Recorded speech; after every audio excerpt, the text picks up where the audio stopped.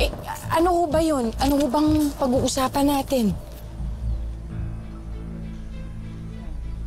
Belen, kami may gusto lamang. Meron kami hanap tao. Ako alam na ikaw, kilala lahat tao dito. Ganun ho ba? Eh, bakit kaya ganun? Parang lahat na lang ng tao, tsaka yung mga hinahanap nila sa akin nagpupunta, no? Parang ako yung pinaka-chismosa dito sa lugar natin. Offend na ako. Ma'am, hindi po ba? Lumayas ka. Hindi kita kinakausap. Napaka-epal mo. Diyan ka. Belen, Sorry po. Apo, tulungan mo kami. Alam kong marami kang matatenga sa paligid. Tulungan mo kaming mahanap yung anak ko si Joanne. Si Joanne ho? Yung anak niyo? Ay, naku eh. Huli kong nakita yung anak ninyo si Joanne eh. Bata pa eh. Belen, may nakapagsabi amin.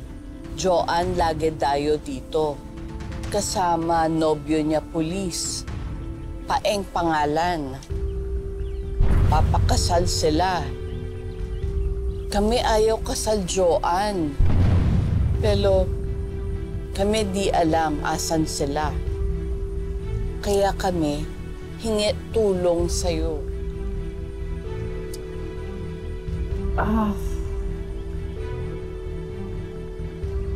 Joanne Paeng. Ay! Naku, madam!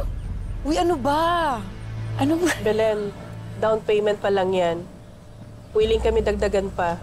Mahanap mo na yung anak ko. Naku, madam, hindi naman husab. Pero sige, kung ibibigay niyo sa akin, huwag kayong mag-alala. Hindi ko kayo bibigay. Hahanapin ko si Joanne at saka yung Paeng, hahanapin ko yun. Pag-alis ninyo, magtatawag na ako. I promise you. Hindi ko kayo bibigay na promise. Ha?